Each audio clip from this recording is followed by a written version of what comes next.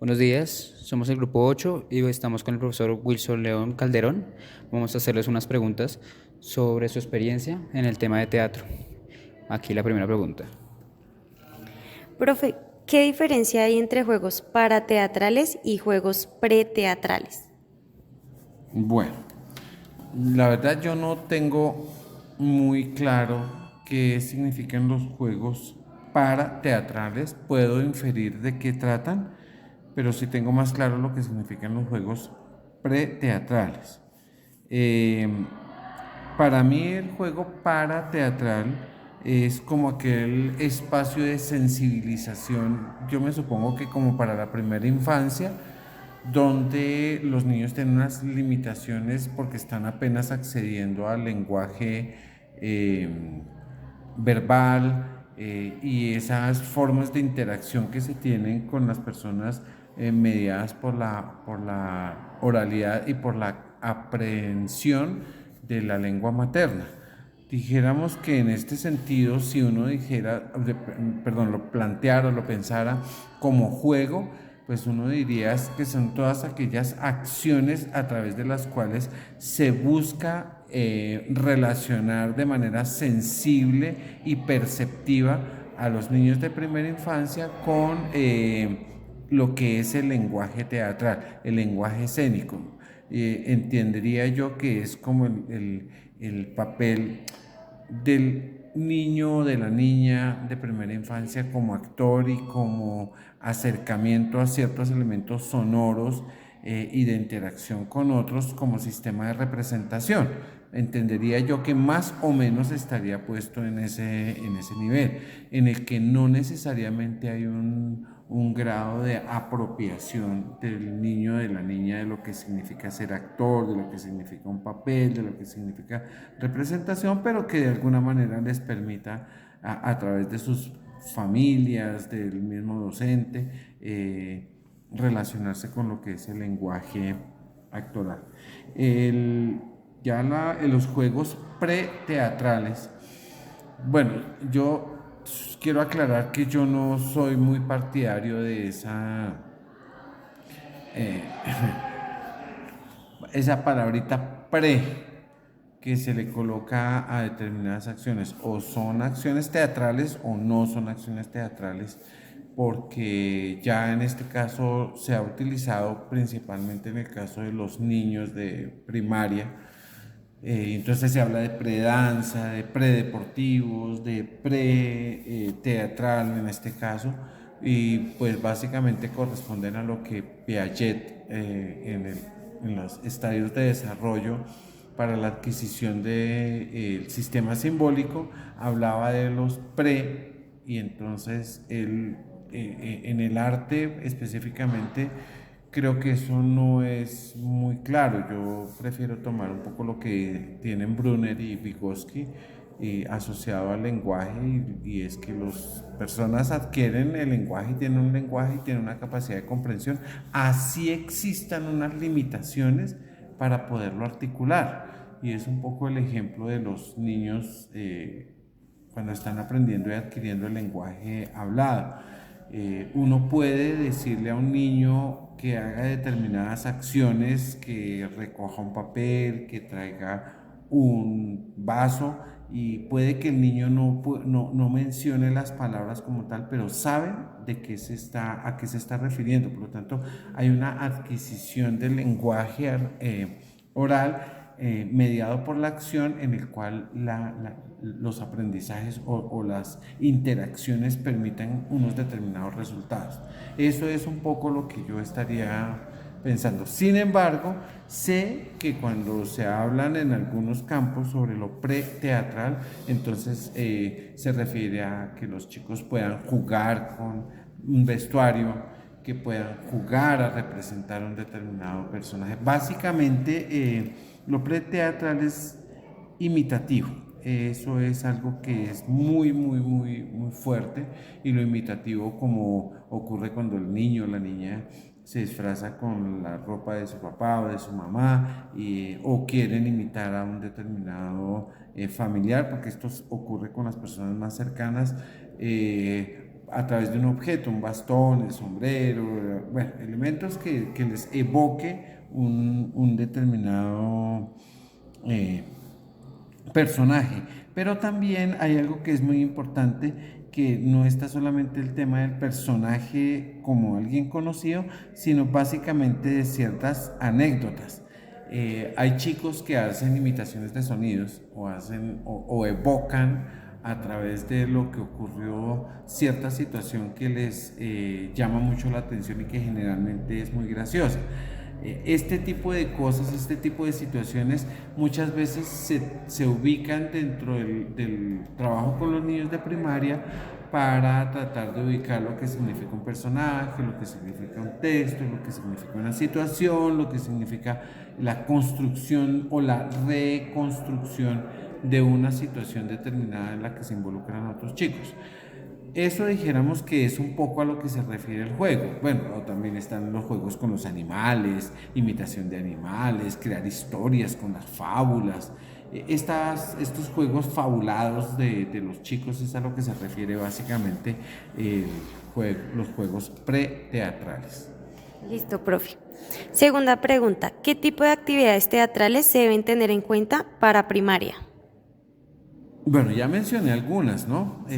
Lo imitativo, pero dijéramos que en el caso de los niños de primaria, si nosotros nos salimos un poquitico de esos esquemas del teatro escolar puesto al servicio de dos cosas que a mí me parece que son un poquito contradictorias dentro de la misma escuela, y es que si nos apartamos en que el teatro debe dejar una enseñanza o debe dejar una moraleja, porque a mi modo de ver esto de la enseñanza y esto de la moraleja es un poquitico doctrinario y está basado principalmente en la función del teatro en la escuela, ligada a esta mirada un poquito religiosa, especialmente de la religión católica, en la que el teatro cumple la función de ser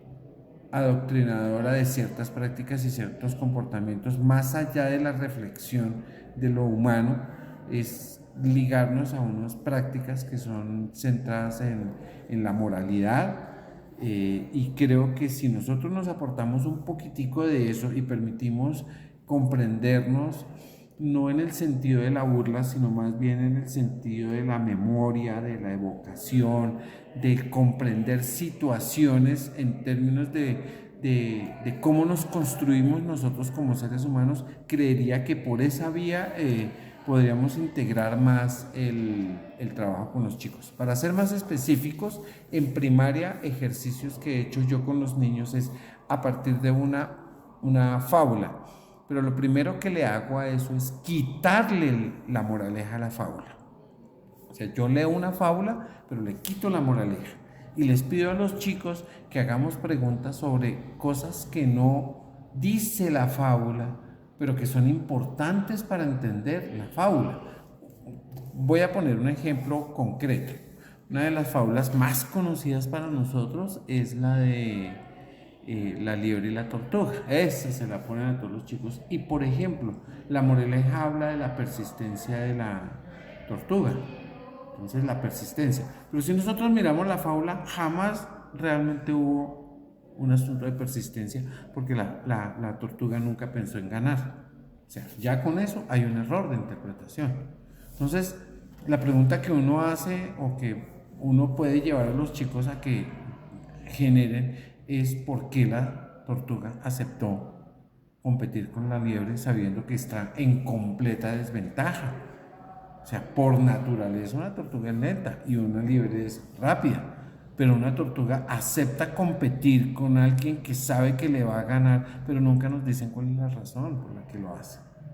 Entonces, esa razón por la que hace ya le quita sentido a la moraleja de la persistencia.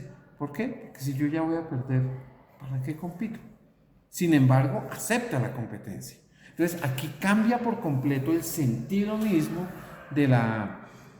de la fábula, y entonces uno puede especular cosas, y entonces dentro de la especulación uno dice, la tortuga acepta siendo más lenta y sabiendo que va a perder por dos razones. Una, porque se quiere quitar de encima a una fastidiosa como lo es la liebre, porque uno sí pensaría, y la fábula lo dice, le pide y le dice y vuelve y le repite que compitan, se quita un problema de encima. Y lo segundo, porque realmente la tortuga dice, yo aquí no tengo nada que ganar, si ya todo está perdido, ni va a ganar ni va a perder, y si se quita un problema de encima. Si lo miramos desde esa perspectiva, la otra pregunta que uno debería hacerse es, sabiendo la fábula que la liebre se va quedando en el camino, la otra pregunta que uno haría, ¿en qué momento la liebre se da cuenta que puede ganar? ¿Y en qué momento cambia la condición de perdedora a potencial ganadora? Ese es un instante absolutamente maravilloso, y teatralmente es genial poderlo entender. Y entonces la disposición de caminar que tenía, porque lo que se hace la tortuga es no perder el sentido de lo que había hecho. Dije voy a participar y voy a participar, no voy a ganar, pero me voy a meter ahí. En ese sentido ya no hablaríamos de la perseverancia, sino del sentido que tiene la tortuga de compromiso. Es más un asunto ético. Si yo me comprometo a participar, pues voy a participar, punto. Y entonces no es moral y no es de persistencia, como nosotros hemos dicho, frente a tener que vencer obstáculos, porque aquí no hay obstáculos. ¿Sí me van a entender? Entonces, fíjense que aquí el sentido cambia, y por esa vía el teatro empieza a adquirir un valor mucho mayor, porque el sistema de representación deja de ser imitativo de la fábula para convertirse en algo comprensivo de lo que significa una fábula y un sentido distinto de lo que es la condición humana, porque los animales son seres humanos puestos al servicio de un tema que se quiere desarrollar. Entonces, esa fabulación hace que nosotros empecemos a entendernos como seres humanos y trascienda la moraleja. Eso es un poquito lo que quiero decir. ¿Estoy hablando mucho? Bueno, profe, tercera pregunta. ¿Por qué es importante el teatro en la primera infancia? Yo diría que el teatro, independientemente de la primera infancia, de la adultez o de la madurez, es importante para los seres humanos, precisamente por lo que hablaba antes, porque es un acercamiento a esa comprensión de la diversidad humana. Porque si nosotros le quitamos, así como uno hace, como hago el ejercicio de quitarle la moraleja a la fábula, si nosotros le quitamos esa enseñanza al teatro, más bien para decir cómo nos pensamos nosotros como seres humanos, desde lo mejor que tenemos hasta lo peor que tenemos, desde por qué nosotros en determinado momento asumimos determinadas acciones o determinadas situaciones, pues obviamente nosotros empezaríamos a decir que entendernos como seres humanos nos permite aceptar las tantas cosas que tenemos, las diferencias, los dolores, las pasiones, las frustraciones, y eso visto desde una primera infancia, pues con una perspectiva de estas, nos ayudaría a construir mejores seres humanos, a entendernos mejor como seres humanos, a entender, como decía Chaplin, que la vida es una obra de teatro que no tiene ensayos. O sea, nosotros vivimos todos los días una obra de teatro, nunca ensayamos para ella, y nos encontramos con lo mejor y lo peor de nosotros. Listo. Cuarta pregunta. ¿Qué desarrolla el teatro en un niño de primaria? Bueno, ahí sí realmente desarrolla lo que el profesor quiera desarrollar. O sea, en ese sentido, sí, yo le traslado la responsabilidad directamente a un docente. Si yo quiero desarrollar memoria con un niño, simplemente le digo, aprendas este libreto y preséntese con sus demás compañeros. Eso es un asunto de memoria. Si lo que yo quiero representar o quiero desarrollar en el niño es la capacidad de imitación, que no es mala, por supuesto, porque nosotros sabemos que hay imitadores geniales, Yo le digo a los chicos, sean observadores, fíjense en los detalles, pero como en el caso del imitador, generalmente un imitador, ¿qué hace? Es un caricaturista, porque el imitador lo que hace es que encuentra ciertos aspectos en determinadas personas y lo que hace es que los amplifica. Y para amplificarlos, obviamente es un poco la caricatura de ciertas cosas, pero con una intención que generalmente es irónica o crítica, pero eso ya es otra cosa. Si yo me quiero quedar solamente en la imitación, pues ahí estoy manejando elementos y entonces trabajo la observación. Si lo que quiero es trabajar la comprensión, entonces ya voy un poquitico más allá, porque entonces yo tengo que empezar a relacionar la propia experiencia con lo que está planteando la obra y a partir de eso empezar a profundizar frente a lo que yo quiero que se comprenda, que puede ser una línea temática, puede ser una situación, puede ser un acontecimiento que es distinto, una situación de un acontecimiento, son distintos. Quiero que se comprenda ciertos tipos de relaciones, por ejemplo, entre la palabra y la acción, entre la emoción, la palabra y la sensación, bueno, lo que yo quiera profundizar, entonces el proceso es distinto. Pero si yo como maestro lo que quiero comprender es el lenguaje teatral, entonces tengo que integrar todo lo anterior y entonces poner el papel creativo. Entonces depende de lo que yo vaya a trabajar y lo que yo entienda y lo que yo comprenda que es el teatro. Lo puedo trabajar de distintas maneras. Ahí está, ok. Última pregunta, ¿cómo organizaría una clase para primera infancia? Y Jonathan, ya habíamos hablado de la sensibilización. Para mí eso es fundamental. Yo creo que jugaría con palabras, creo que organizaría un ejercicio de lectura básicamente teatral acompañada de sonidos, de imágenes, de sabores, de olores con los niños, porque de alguna manera es llevar a los niños de primera infancia a que se acerquen al mundo real a través de un relato dramatúrgico.